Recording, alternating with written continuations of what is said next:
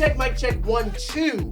1, 2. Ladies and gentlemen, welcome to another episode of Off the Grid podcast. Now, let me tell y'all, again, I say I'm excited every episode. That's fine. It's the truth. But with this episode, I'm actually kind of like really hyped right now is because I have one of the coolest adults that I probably will ever meet. Right, I think this is one of the coolest adults I'll ever meet in life, and she's director, but she's like my school mom. Like I will walk in her office and call her ma, like, and she can attest to this. Ladies and gentlemen, Miss Rosiland Coffin. Hi, Mitchell. Hi, work son. See, I call her mom when I tell you I will walk in her office and be like, ma. Yeah, and I'm like, what's going on, son? What's up? What's happening? Let's talk. Like, she is my school mother. My actual mom has given her complete charge of my life when I'm at school. This is a real incident. I swear they had a whole conversation and everything. So whenever I need to do something, I need to leave early. Okay, I'll email Roz. Like, what? This is, I promise you, I love it. Roz, mom. Yes. I want to call her mom. I want to call her Dr. Roz because she's also kind of like director of BSA. So I got to figure out which one to say here. I'm going to say mom. Okay, let's do it. Do it. Hi. How are you? I'm good. So How about you? outside of BSA, what do you do? Oh my besides gosh. so much? Besides so much, well, I have to be real honest. Right now, I'm mostly focusing on BSA because this is my second year as executive director of the school. I did not take the traditional path of being a school leader. If you would have told me 10 years ago, 5 years ago that I was going to be a school principal, school leader, executive director, I would have laughed because I consider myself an artist. I so strongly identify with being an artist and an educator. I am a leader, but I didn't think I would be leading BSA. But it's kind of nice. So what I've decided to do for the past couple years is to kind of put my art practice on hold, put some other community engagement events that I was doing and producing on hold to really focus in and give 100% of my time and talent and energy to the Baltimore School for the Arts because it's such a big responsibility. I want to make sure I do it right. I want to make sure I show up for the students every day, giving my all. So I feel like once I know better what I'm doing, I have my feet a little bit more solidly on the ground as far as being the director of the school, I'll get back out there and do some more stuff in the arts and culture community in Baltimore. But right now, honestly, it's all about BSA, the staff, the students, the parents, engaging with the community, and it takes up the majority of my energy. So I think before BSA, I mean, you've been the head of the theater department. That's how I met. That's how we met. Yes. That's how I met you. Was when I got there, my freshman year.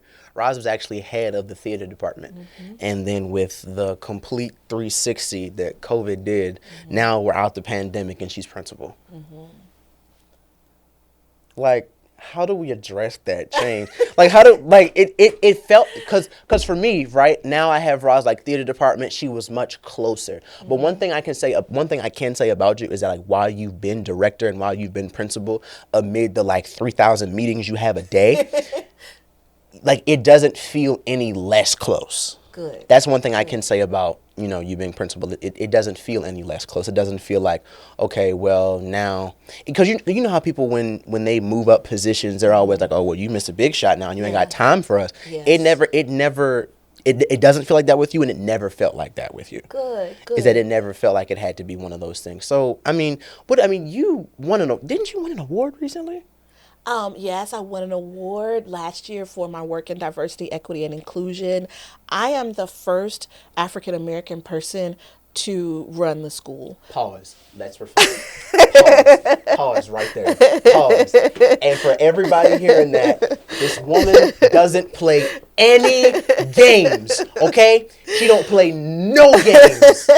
I had to Mitchell, pause. you're so funny. Well, thank you for that.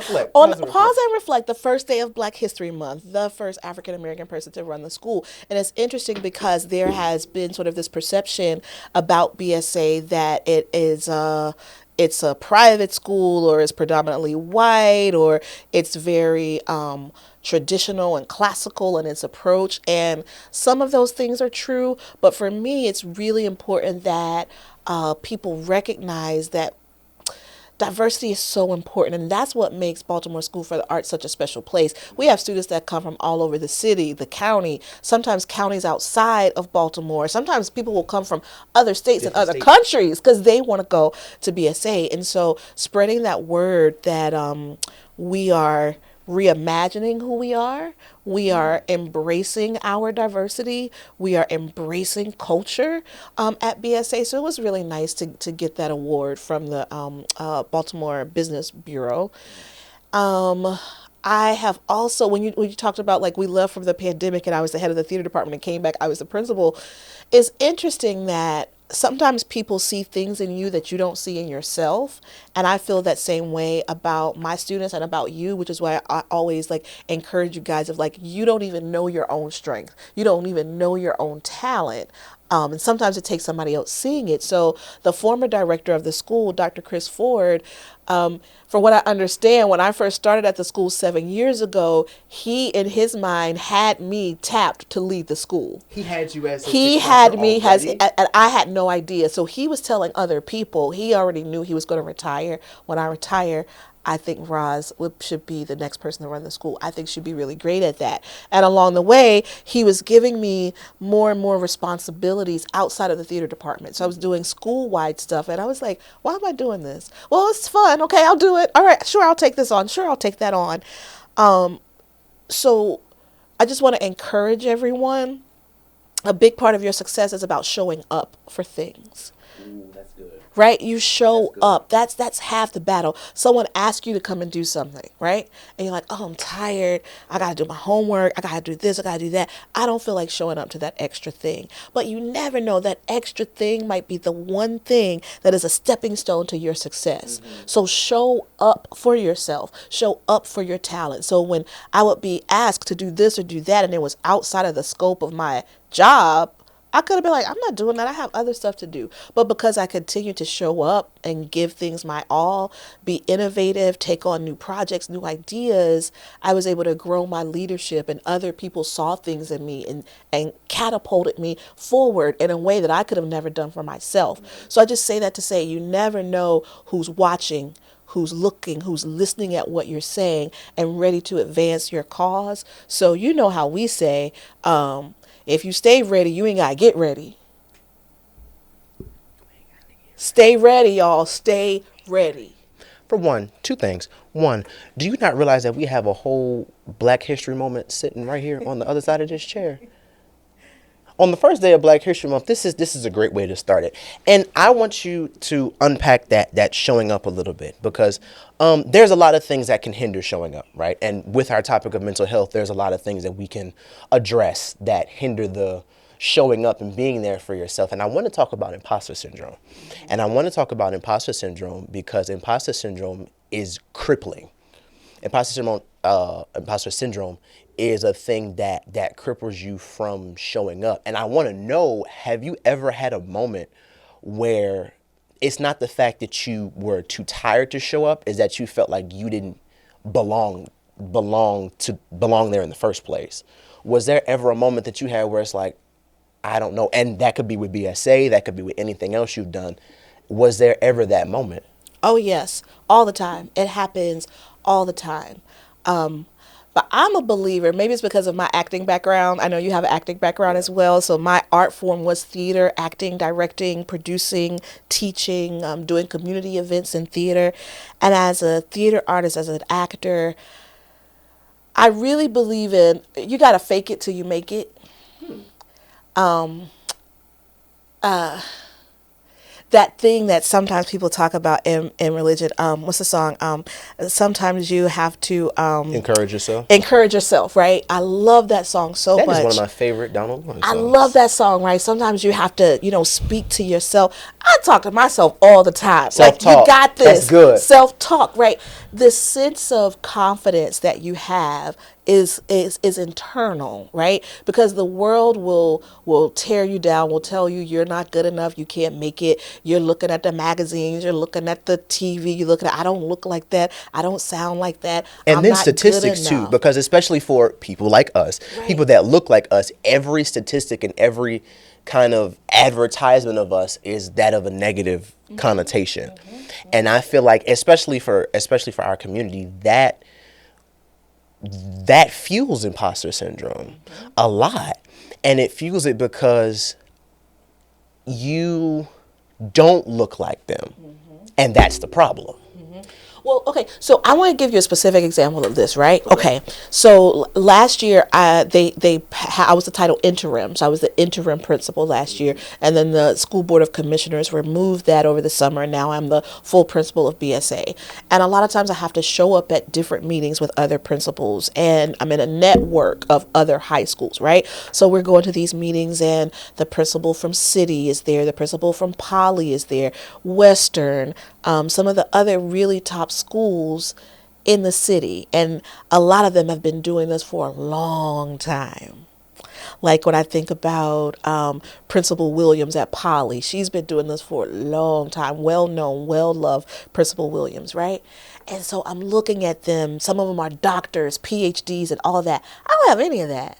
And I'm showing up at these meetings and they're using acronyms that I don't know, because BCPS loves a good acronym. I'm like, what does that even mean? Like, what is this? You got to even explain to me what this terminology means. And the crazy part about it is you got to explain to some of the students what the acronym means. Because we'll be looking at you like what? What is that? What is that?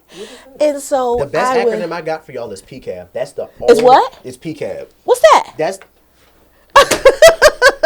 y'all get the point now?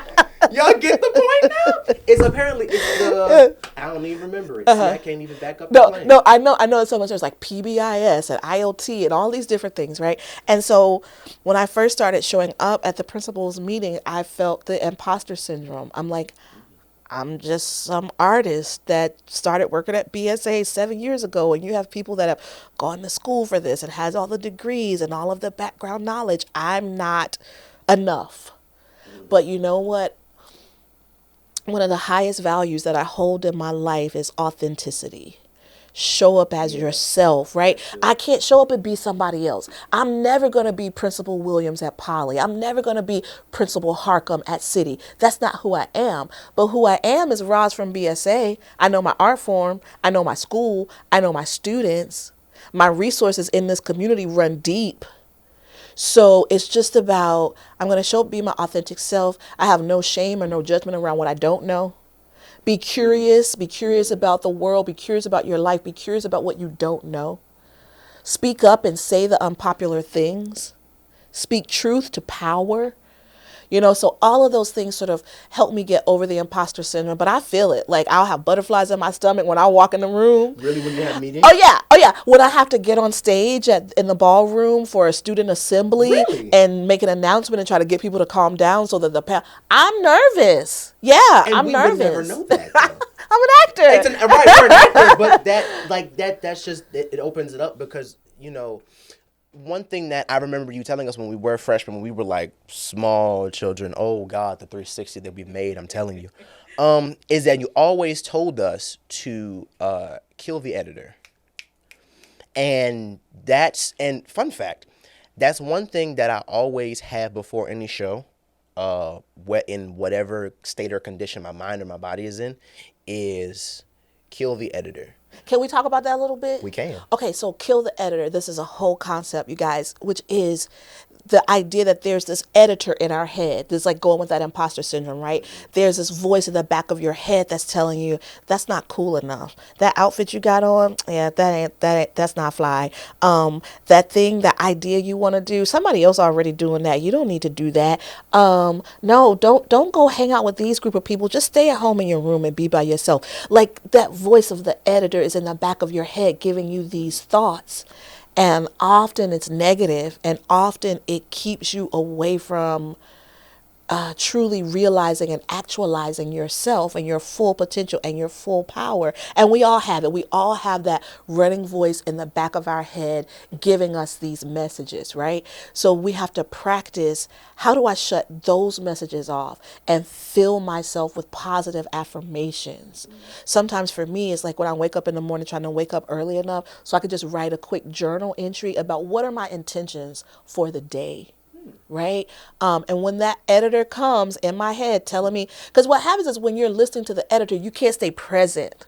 And you want to stay True. present and in the moment True. and conscious and engaging with True. whatever you're engaging with. And if you listen to this little voice back here, it's taking you out of that Taking you power. out of that It is, moment. but it's a practice. You have to keep telling yourself, Oh I'm not yeah. going to listen to Oh that. yeah. And it still happens for me sometimes. It still creeps up. It still creeps up, but I just try to go back to my practice, whether that is meditation or journaling or creative writing or whatever it is, talking to a friend about what you're going through so that you get it all out. And yeah, don't allow that negative self-talk to overpower your dreams. And one thing I realize about imposter syndrome is that the the real reality is that, and take this concept how you will, but the real reality of it is that not everybody is going to follow your gift or follow your art. And what I feel like imposter syndrome does is it paralyzes you so that you don't do the art even for the people that it's assigned to. Is because when you feel a certain, like, my art is not this, my art is not that, my art is not this. Your art doesn't have to be this for a certain group of people, because that's not what they're after. That's not what they want. That's what they need. And I going back to that example of you in a boardroom full of a bunch of doctors, full of a bunch of people who got a bunch of degrees and who got a whole bunch of everything. One thing I can say, okay, I did this event last year, homecoming. Yeah, Baltimore homecoming. Yeah. And I hosted a panel with that. Both of the people on the panel were pretty important people. Everybody in the room had some kind of degree, had some kind of spot, had some kind of commissioner role, was a doctor, was a CEO, was a this, was a that, was a whole bunch of things. And I remember wrestling with myself from the time that I walked in the door until about 5 minutes before I do the panel, is because I didn't want to do it anyway. But I never realized that they called, what I tell myself is that if you couldn't do it, they wouldn't have called you. If you couldn't host that panel, they wouldn't have called you. Mm-hmm. And if they don't call you, even though you can do it, that's okay. Mm-hmm. It's because whoever they call was set for that room, was set for that instance, was set for that kind of thing. And one thing I realized about imposter syndrome, and I thought that the example that you use of being in a room with a whole bunch of doctors, mm-hmm. whatever mm-hmm. their title may be, or whatever other letters they got by their name, except the ones that spell out their name, that it's you're where you're supposed to be, and your art and your gift is not necessarily assigned for every room. That's right. One thing I can say about you being principal of BSA is that, like, because it almost like and it's weird to say this because I have a respect thing, so I don't like saying this to one of the adults is like, okay, remember, but it feels like you're one of us. Oh. You're an artist, like you do art and all that kind of stuff. You do all that kind of stuff, and that's, we do that in school, we do that outside of school, and I feel like principals, they're set for their own. They were called for a reason, mm-hmm. right?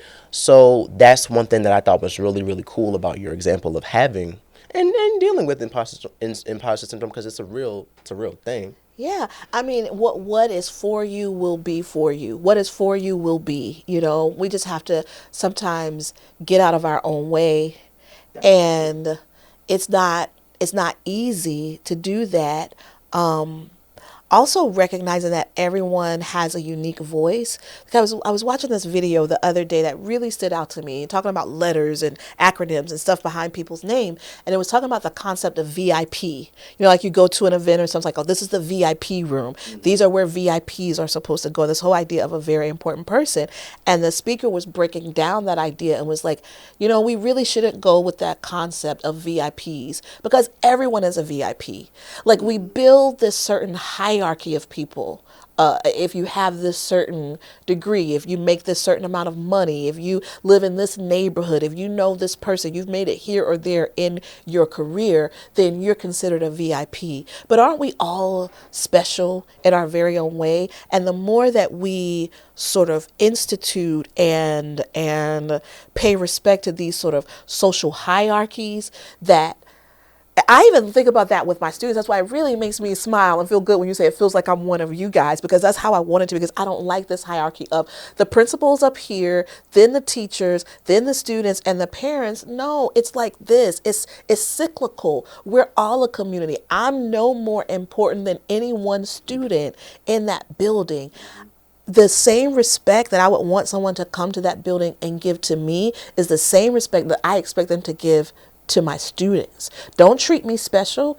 Treat them special. Treat everybody special, right? Like I think we gotta break down this idea that someone is up here and someone else is down there. When we all recognize our power and that our strength is in the collective and the communal. That's why I love circles. When I was in the theater, I was like, let's circle up, because it creates this sort of equality.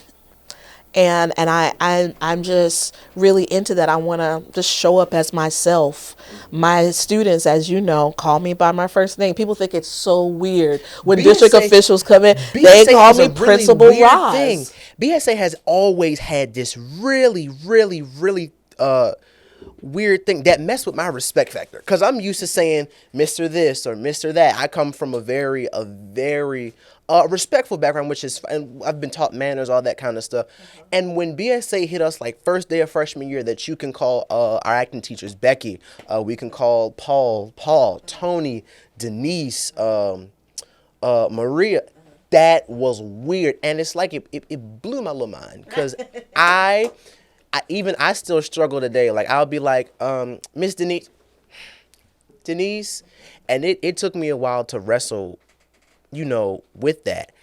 How do you still instill and enforce respect while still maintaining that more or less a collaborative effort? Yeah, I think it's about shared accountability.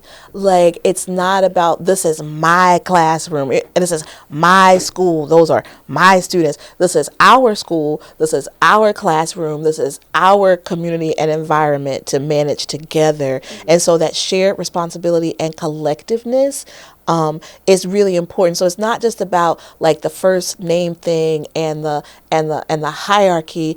It's more about we're building the culture together. So when we're talking about rules or guidelines or standards in the classroom, for me, it was never like, these are my rules. I would say to the class, and you've experienced this with me before, Mitchell, I would say to the class, all right, you guys, we need to come up with our shared classroom agreement. We need to come up with our safe space guidelines as a class. What do you need in order to feel safe in the space? And we're coming up with that together. When it came to certain assignments, all right, you guys, we could do this or we could do that. How are you feeling today? Okay, this was supposed to be due on Friday. Does everyone think they can get to it? Oh, no, we really stretched out. Okay, how about Tuesday? Yeah, Tuesday. Okay, Roz, we could do Tuesday. So it's about this shared responsibility, shared leadership. I even say that to the teachers and the staff all the time at BSA. I can't do this job alone. I need you guys to be in leadership with me. Making this happen is not about me. Removing my ego and not being like, I have to make all of the decisions. No, we have to make the decisions, because then you know what happens. Something goes wrong. It ain't all on me. Like, oh, right. We did this together. Come on, y'all. We got to deal with what we all in this, and we all got to problem solve, right? But I will say it's a fine line, because sometimes people can get a little too friendly, a little too familiar, and sometimes you do have to put people in check. So some of it's about the checks and balances, right? Mm-hmm. So sometimes I have had students or staff or other people kind of step out of line a little bit, and I have to remind them, like, hold on, we still got to have some respect. You know what I mean? And I even find a respectful way to check people about that. Mm-hmm. But it's a delicate balance. It's a new way of looking at education. Another video I was watching recently that was very interesting to me was a parent. And the parent was saying, we're in a new paradigm. We're experiencing a paradigm shift in parenting, because we're in a place where parents now apologize to their kids when they do something wrong. Like, well, some, not all. Like, I'm really sorry that I did that. I didn't mean to do that. When a lot of people in my generation and earlier, your parents wouldn't apologize to you. Oh, they did something. Maybe it was wrong. It wasn't right.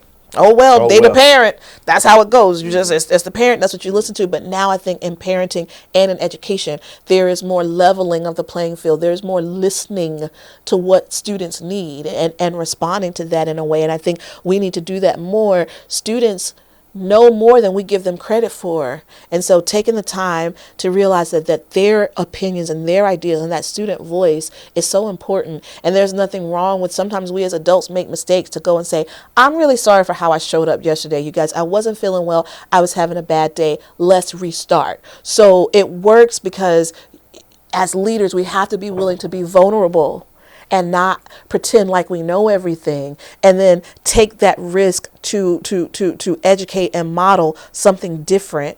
But then if it goes wrong and something goes south, and you don't have any problem with checking and letting people know, like, hold on, still has to be someone who's in charge of things. Mm-hmm. Yeah, I seen this really cool thing, and I guess we'll put a pin in like this. Okay. There's a difference, from my opinion, there's a difference between a teacher and an educator. There's a typical teacher, like, this is my class, this is my rules, da da da da. But an educator is more so, from what I've seen of educators, which I can appreciate that we have a lot of at BSA, is we can call them teachers, but they're educators. And they're not only willing to teach a kid how to do, or teach a student how to do a thing, but they're also willing to demonstrate it. Mm-hmm. So that's one thing for me that I feel like it's really, really powerful, and that's really gonna help learn, especially with this generation, because I know we can be a little crazy. Mm-hmm. I'm not even gonna lie, we can be, but the educator is what teaches us and then can demonstrate that for us also. Mm-hmm. So, for example, if I have a teacher that's teaching me about financial literacy, right? Just a random subject in school that should be taught more of, by the way, because I feel like we're going to school and we sit in school for about 12 plus years, depending on how far you go in your education, and then you get out of school and you be trying to pay your taxes and you have no idea. I had to do FAFSA the other day, and I had to help my mom with her information. Yes. And when I tell you, I know my mother probably got irritated because I was asking her a question every 5 seconds, like, Mom, what is this? What is this? What is this? What is this? And one thing about my mom is she knows how to educate, because that's just her nature of things. So she would give an explanation whether she wanted to or not, and I could tell my mom does, like, it's just like, Mitchell, really? I'm like, I need to know. So she'd be like, okay, so this is what this is. Okay. And with that okay response, she'll always be like, so do you do this, and this, until it becomes a, oh, okay. Because okay and okay have two different meanings when you're me. It has two different meanings. But there's a difference between the teacher and the educator. The teacher gives a lesson. That's it. The educator explains it in a more in-depth way, and especially attempts to demonstrate, whether that be in a classroom setting. And some teachers, like, their lives are demonstrations of what they teach. A lot of teachers, they model, like, when they say we understand when a kid feels this way, the teacher is not shy of saying that I've felt this way and this way and this way.